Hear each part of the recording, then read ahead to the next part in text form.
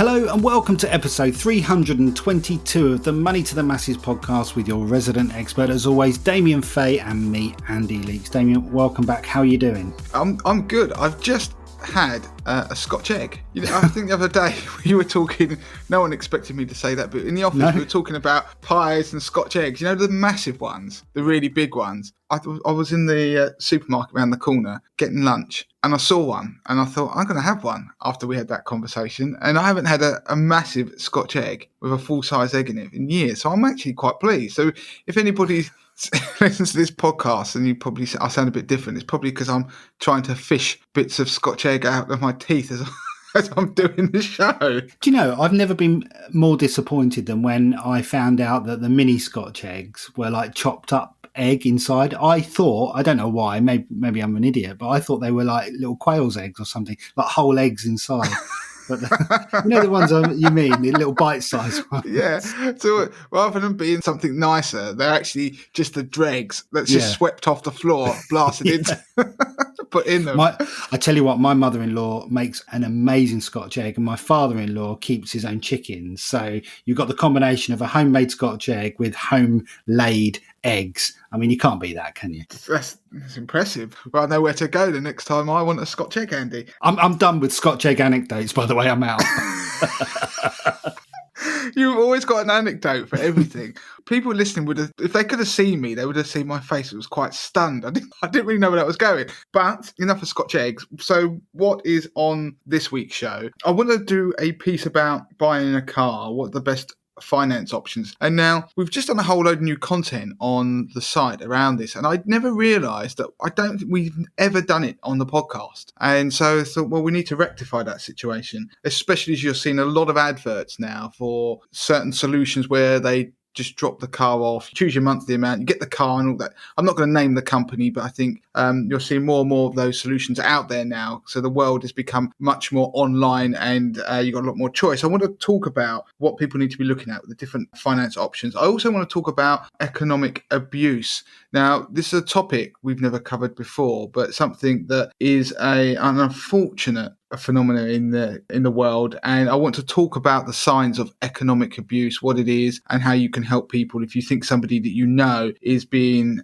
abused. And the final piece, I want to do a very quick piece because the other two are going to be quite meaty about investing, but really about people who are thinking perhaps of buying individual stocks or getting into investing their own money, but quite actively. I just want an analogy I want them to think about, especially if they're hearing other people talking about the amazing returns they're receiving. And I know that's very popular at the moment with all the trading platforms. Okay, so as you say, two meaty pieces at the start. We're going to be starting with the car finance piece, I'm sure. Now, I've seen people mentioning car finance and stuff on the Money to the Masses group. So if you're not already a member, go over on there because there are lots and lots of active discussions on there. And I'm glad we're picking it up on the pod actually this week because it's something I'm interested in too. So, Damien. So on the car finance, this piece is going to be mainly focusing on new cars because a lot of the finance deals are actually for new cars, but there is general advice for if you're buying even a second-hand car. But the best finance for you to buy a car will depend on a number of factors, and it will depend on about how much deposit you have, how much you can afford to pay for the monthly repayments, how important it is to you to actually own a vehicle, because I'll be coming on to the different types of finance, and often you don't own a vehicle at all. So that will dictate perhaps the route you go down if you want to own the vehicle from the off, how long you plan to keep the car for, and also how strong your credit history is. So I'm going to jump straight into the different options. So I'm going to list the main ones. I mean, there's always going to be perhaps one or two others, but the main options when buying a car are cash. You could use a credit card, a personal loan, something called hire purchase, which is often called HP, personal contract purchase, which is PCP, and there is personal contract hire, which is PCH. So I use the abbreviations because that's what you will hear, and that's when you go to dealerships, the sort of terminology that they will use. Now, we're going to link in the show notes to a lengthy article that explains a lot of the differences and a lot of what I'm going to be talking about. And there's also a brilliant summary table that goes down each option and highlights the key differences. So it's a quick visual overview of what I'm going to talk about. But let's pick off the more complex options of the car car finance world. So HP, hire purchase. Now, the idea of hire purchase is that you hire the car for the duration of the finance period, but when you get to the end of the term, you then own it outright. So hence the name, you hire and then purchase. So for some people, that would be attractive because it's different to just renting the car. I mean, it's a good option for those who want to keep the car for a long period of time but don't want to worry about racking up excess mileage during this finance period, because a lot of the finance options do have limits on mileage, which hire purchase, which I'm going to just call HP from the rest of this podcast, doesn't have or doesn't typically have. Now, the key features of hire purchase are that you can use it to buy a new or used car, and you typically have to pay a 10% deposit. So that's 10% of the car's value on a hire purchase or HP agreement. You pay fixed monthly payments, and the interest rate that you are charged on those monthly payments does vary depending on your credit rating. So if you have a good credit history, then you will pay something like 4 to 8% APR. Whereas if you've got a poor credit history, then you're going to pay much more. So the repayment period is usually 1 to 5 years, and you don't own the car obviously until you make that final payment. Now, it's hire purchase, so you're paying those monthly payments, and then at the end you obviously have the option to own the car. And what will happen is there will be a fee, typically around about £100, that covers the cost of transferring the ownership to you. And with any finance agreement that is based upon a car, then if you don't keep up with payments, then the finance company can obviously seize the car. Now, this form of financing will obviously appeal to people who don't want what is known as a balloon payment at the end of the finance term. So PCP, which is personal contract purchase, I'm going to call it PCP from now on because that's what everybody calls it, that has a balloon payment at the end of the financing term, and I'll go on to explain how it works. But it's slightly different because what they do is, in order to reduce the monthly repayments that you are making, they have a big payment at the end that you pay, something like, will be in thousands of pounds, but then you own the car once you've paid that, but it reduces your monthly repayments that you're making. But overall, with interest payments that you make, it can actually work out more expensive. So PCP, how it works is you get a loan, a PCP loan from a car dealership or an online broker. Again, you will likely put down a 10% deposit on the car, and some dealerships will make contributions towards that deposit to encourage you to take out the finance deals. That's obviously because they make money by you taking out finance deals. Now, what will happen is that at the start of the agreement, the finance company calculates a guaranteed future value of your car. So at the end of the finance period, so normally it's 1 to 5 years, but when I've seen them, they're mostly 3-year deals. So at the end of the 3-year period, they will say that the car will be worth X amount of money. So I'm going to give an example. Let's say a car is worth £25,000. You put down a deposit. I'm not going to do 10%. Let's just say it's £5,000 you put down, just to make my maths easier for this example. They will say that the car will be worth, the guaranteed future value will be worth £10,000 after the 3 years if you do an agreed rate of mileage. So you do a certain mileage over that term, no more, and you agree to have the car regularly serviced in order to ensure the warranty is valid, then the value of that car will be around £10,000. They've got to do their maths to make sure that that's correct. What happens is the other £10,000, which is effectively the depreciation, you're really financing that through a PCP deal. And what happens, the monthly payments will be slightly lower, typically than a hire purchase deal, but the interest that you pay will be on the full £20,000. Come the end of the 3-year period, on my example, what you have an option. You can give the car back and walk away. So you can just say, I don't want the car anymore. And that can be even if the car's value is less than the agreed £10,000 in my example, because they basically got their maths wrong. That's the car financing company's problem. The alternative you can do is you say, I'm going to pay the balloon payment of £10,000 and then you take ownership of the car. And again, there will be some admin charges to make that happen. So you then have the car, you own it, you can do what you want with it after that point. Or you may have a car that's worth a little bit more than that £10,000 because you haven't done that many mileage, it's well looked after, and in which case you have an equity in that car. And that means that you could then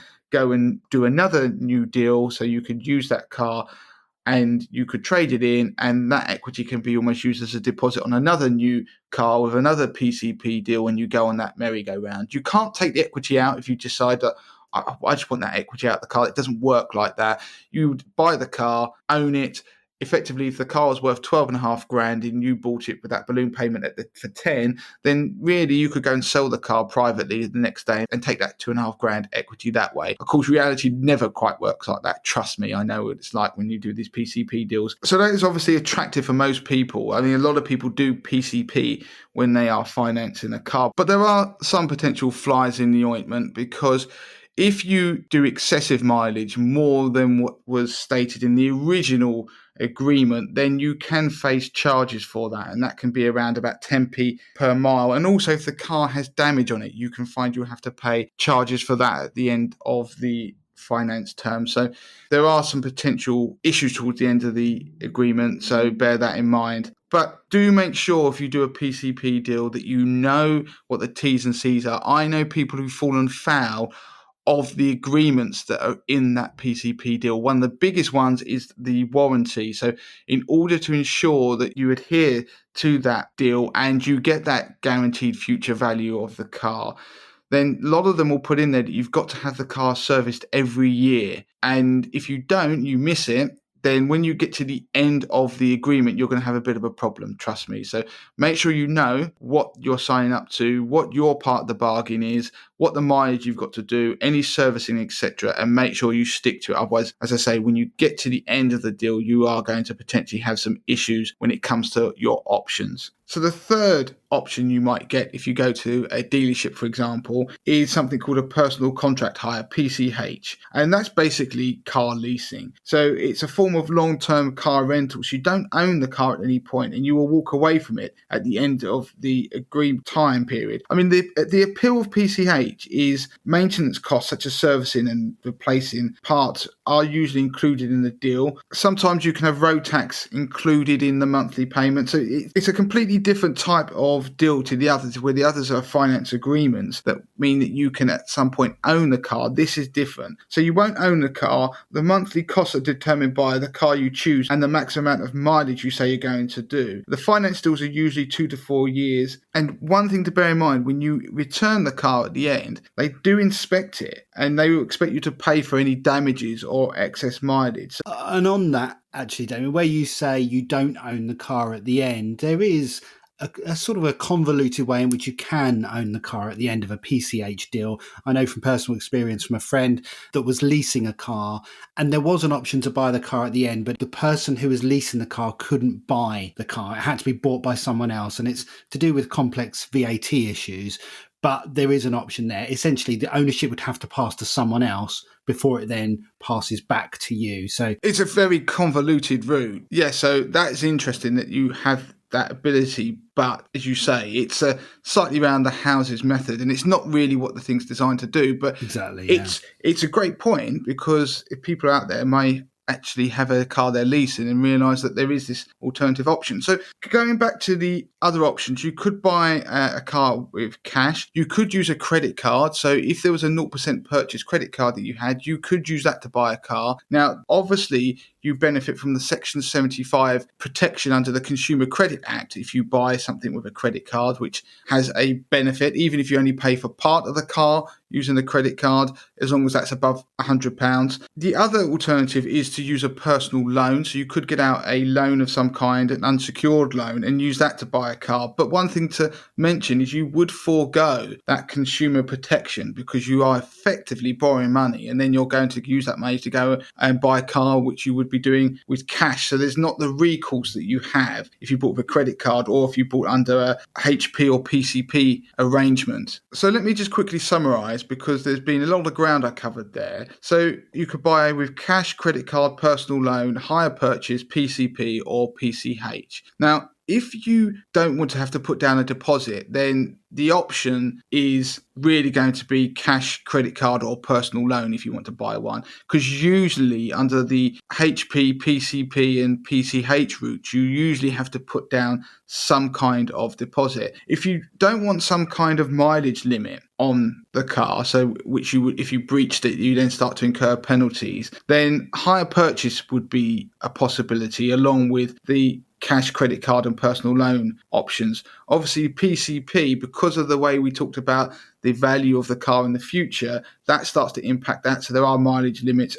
And it's the same thing with PCH, because in theory, you're meant to give the car back at the end and they want something that's not been driven to the moon and back. If you don't want to do a balloon payment, then PCP is not for you, because you're going to end up having to make a big balloon payment at the end. Otherwise, you have to try and get on another merry-go-round of PCP deal, which usually means you've got to have another kind of deposit as well, depending on what the value of the car that you've just taken back is. So it normally means you end up having to do the whole thing again, or you just walk away. And under all of the PCP, HP, and PCH, the payment is secured on the car. Obviously, if you're using cash, credit card, and personal loans, they're not. And it's only with those last three, cash, credit card, and personal loan, that you own the car effectively while you're driving it. On the other types of financing and rental of the car, you only own the car after all the payments have been made on a hire purchase. On a PCP contract, you don't, unless you make the balloon payment at the end.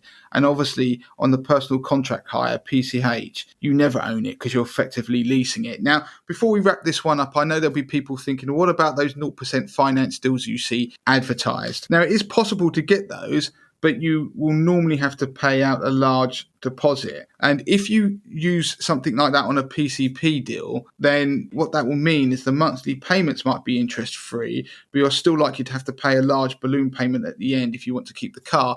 So it's kind of swings and roundabouts. The headline attraction of the 0% can be almost factored in somewhere else in the deal, so they're not really losing out. Also, those kind of 0% deals are normally only available on new cars, so you're going to get a hit with the car when you drive it off the forecourt, because obviously cars depreciate immediately once you drive them off the forecourt. And also with the 0% deals, it's difficult to negotiate on the price of the car because the incentive is the 0% finance deal. So you're not likely to be able to haggle. So if you want to haggle, then you're probably going to have to try and do that without a 0% deal, unless you're a very good haggler. But you may be able to do it if you're paying in cash or using some of the financing methods. So that's the general answer of how you can finance a car. If you've got poor credit, then you probably are going to struggle with getting some of the financing options I mentioned. Or you might end up paying a higher APR on personal loans, for example. So you can go down the route of looking at secured loans and things like that. But while you may get a lower interest rate, it's paid over a longer period of time, so it can actually work out more expensive. And again, that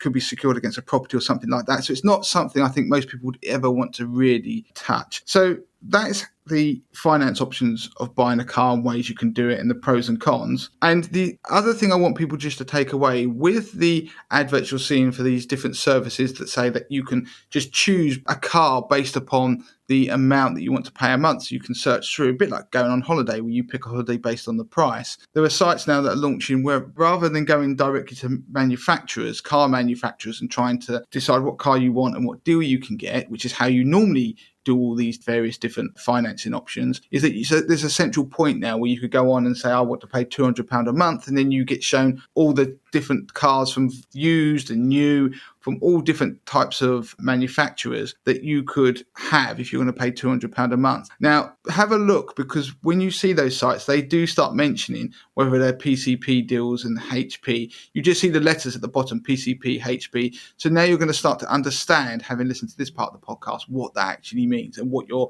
getting yourself into. Okay, moving on to the next piece. And you're going to be talking, Damien, about economic abuse, what it is, and what people who are stuck in that situation, what they can potentially do about it. Yeah, so this piece is an important piece because there are a lot of people out there who are suffering economic abuse at home. And the reason I want to do it is because one of the things that people have to realise is they're not alone. And I also want to mention some of the signs of economic abuse that they can look out perhaps on their own relationships themselves, but more importantly for people they may know and who may be stuck in that situation. Now, there is a website called survivingeconomicabuse.org, which has a lot of great content on regarding this, and their definition of what economic abuse is that the abusers may interfere, whether that's through restriction, exploitation and sabotage, with their partner's access to money and finances, as well as the things that money can buy, such as food, clothing, transportation, and somewhere to live. And that's economic abuse is designed to limit someone's freedom. And of course, that can create an economic instability or make one partner dependent on the other, which can prevent victims from leaving and rebuilding their lives. So that's their broad definition. But I'm going to go through some of the things to look out for. They asked a load of people who had suffered economic abuse for their tips for other people and what the signs are. But just to put this into context, 16% of UK adults, that's 8.7 million people, are victims of economic abuse. And of the people they surveyed, 39% said they'd experienced behaviours associated with economic abuse, but didn't actually say they were victims themselves. They didn't class themselves as victims, but they recognised some of the behaviours and they'd experienced that at the hands of somebody else. Now I'm going to go through some of the warning signs, and this is by no means a complete list, but it's some of the ones that have been highlighted. For example, not having enough money, and that can mean where you see somebody who's a friend who may be always leaving their purse or wallet at home, and they always seem to do that, or they're asking to borrow money to pay bills or for other essential items, or they're always short of food. It could also be somebody where their joint finances are seemingly causing problems, so they appear to be in some kind of conflict with a partner over money or earnings or savings, and you see that frequently. Or the person doesn't seem to have access to the joint bank account, so they can't go and see it, what's in it, they don't know how to access it or can't access it. Or that, for example, their wages or benefits could be paid directly into their partner's bank account, so thereby restricting their access to the money that technically is rightfully theirs. And it can even go as far as shopping habits. So somebody's always using cash and not a card. So they've been given cash that almost they're allowed to have because they're being controlled, and they use that to buy things. But they're also, it could be something like they're seeking their partner's permission before making purchases in the shops. Or they're always saying things like, he or she won't let me spend money on such and such. And so that is a warning signs that somebody could be suffering from economic abuse. And there could be a notable contrast in their spending habits and lifestyle compared to their partners. So you could have the person who's the victim seemingly scrimping and scraping while their partner is going out and buying things that very frivolous cars or whatever. That discrepancy could be another sign. It could be that they're not working, so they've left a job because they actually liked the job, but they were pressured to leave it, perhaps because their partner didn't like it, or the partner expressed a desire for them to not work for whatever reason. It could even be that the person who is the victim has decided they want to work, but their partner is not supporting them to do so, and therefore controlling them and trying to make them dependent upon the abuser. The other thing you could see is people not socialising, so making excuses not to join friends for coffees or meals out, or working hard and looking after the children while the partner is out all the time.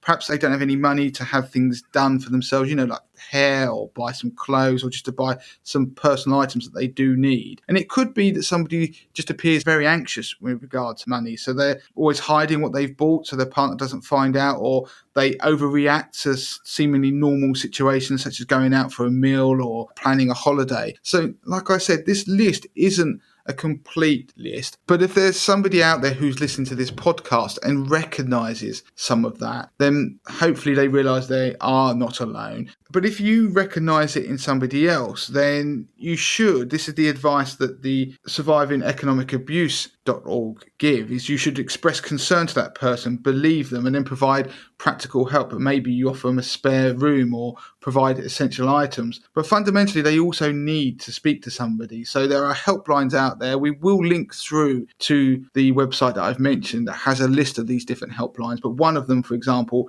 is the National Domestic Abuse Helpline, and that's in England, and the number is 0808 2000 247. And so I am going to give a list of others in the show notes that people can contact. And as I said, I'm going to link through to that particular article. So it's a slightly somber piece, but a very important piece nonetheless. And it's something I don't think we talk about enough. And post-pandemic, there are signs that economic abuse is on the increase because of the problems people have had with their finances. So it's something to look out for. If you recognise it in yourself, then please do seek help. But if you recognise it in somebody else, then do support them and let them know that they aren't alone. I think that's a really important piece. And, just hearing those things, I imagine some of those things people will hear and it will be a trigger for them. Maybe they've been in a situation in the past. Maybe they've even been responsible for maybe being a bit overzealous in how they control their finances, perhaps not to that degree that you've explained, but can now recognise that there are signs there that things could lead down a path to somewhere where you don't want to be, and just take note of that and rein it in. Yeah, and also, Andy, I think that's very valid. And for somebody who is perhaps the person who is going down that road in terms of behaviours, need to recognise that that is abuse. Some of the things that I mentioned in that list, if you're starting to veer down that route, then you realise that that's abusive behaviour and it needs to stop. Absolutely. Okay, so moving on to the final piece of the pod, just a short investing piece, a point that you wanted to make. Yeah, I was reading a very interesting article actually in the FT this week, and it was written by a guy called Hendrik Bessenbinder, which I'm hoping I pronounced that correctly. And what was interesting about the piece, it was talking about passive versus active, which is a very tired and very well-trodden path, isn't it? A conversation that's been had. And we've done pieces on the podcast before, but what was quite interesting is that he wrote a piece a few years ago, which fundamentally showed that it is possible to outperform if you're an active investor. So somebody who's trying to buy and sell things themselves, whether it's funds or shares, for example. And one of the findings was that if you have a concentrated portfolio, so you really back the things that you think are going to be winners, and that would increase your chances of outperforming, but of course it can conversely increase your chances of underperforming. And what was interesting is people use his research to try and prove both sides of the argument, that actually passives are better, and other people saying that actually his research proved that active was better. And he was making the point that he wasn't really going down either route. He was fundamentally saying that it is possible to actively manage a portfolio, pick stocks, and you can outperform significantly. It is possible over, say, the market, but you need to be either fortunate to do that, i.e. lucky, or skilled enough to pick that concentrated portfolio. And the analogy I wanted people to point out, which he pulls up, is that what he was really highlighting to people is that if you think about investing money or investing generally in terms of sport, what he was saying is that if you are going to outperform, then it's probably the equivalent of making it as a professional footballer or competing at the Olympics. It isn't commonplace that people can do that, but it does happen. You get people who are exceptional, or like you say, fortunate as well. It can be that. And what I liked about his analogy was what it does is it highlights the people that just because you want to be at the Olympics, just because you want to be a professional footballer, you might not have the dedication, but also the ability, skill, attributes to ever make it as one. And so I wanted to highlight it because I'm very conscious that we hear a lot about people who get into investing. And the first thing that many of them will do is they'll think, I want to go and pick shares, particularly with the new trading platforms that are out there that make it cost effective. And this isn't a generational thing, but there is a definite bias between younger investors to want to invest in more concentrated assets, like, for example, whether it be Bitcoin or particular shares in a company. And so what they're doing is they're doing that because they're seeing other people do it who tell them that this is easy to make money, but it's only over a very short time frame that their experience is being learned. And so they might hear that story from somebody and they might believe that, but actually further down the line they might crash and burn, this person who's telling them that this is the success they've having. So my point is that actually neither the person who was telling them to go and jump on this hot stock or they themselves might have the ability or attributes, the time. Think of it like wanting to be a sprinter at the Olympics, might not ever have the ability to ever outperform and do that. They may be better off because of where they are and their own life and their own abilities and the time that they have doing something that is much more passive. So it was really just to highlight that to people, is that you don't have to believe everybody else. View them when somebody comes to you and they tell you that they are amazing.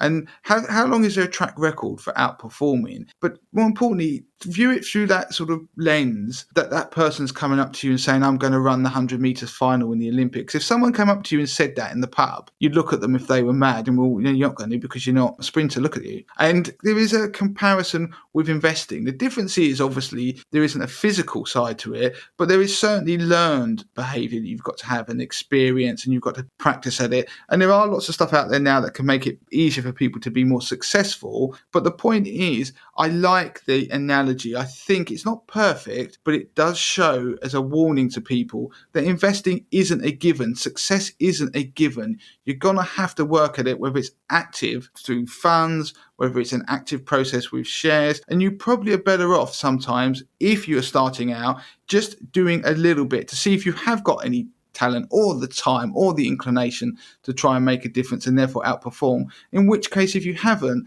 then there's nothing wrong with a passive solution to investing. The key thing is that you do it. So it's a bit like exercising. The key thing is you get out and exercise. It's not important that you have to be winning the 100 meter sprint at the Olympics. Also, bear in mind that an Olympic athlete will have put in thousands of hours of practice, training, doing the right thing, listening to people, learning. So there is a parallel if you want to do something. If you want to outperform, if it's whether in sport or investing, then you're going to have to do a lot of that along the way. There aren't really any shortcuts. There are ways you can make it easier, but there's no guaranteed way of you guaranteeing that success. So I like the analogy. I just wanted to bring it to people's attention because I think particularly people who are young getting into investing, we haven't got to try and shoot the lights out. We don't have to believe everything people tell us. We just have to be doing it, and we can do it sensibly. Okay, interesting stuff, absolutely. So that is it for this week's podcast. If you want to get in touch with Damien, you can do so. It's Damien at moneytothemasses.com. Twitter, it's at moneytothemasses with a number 2.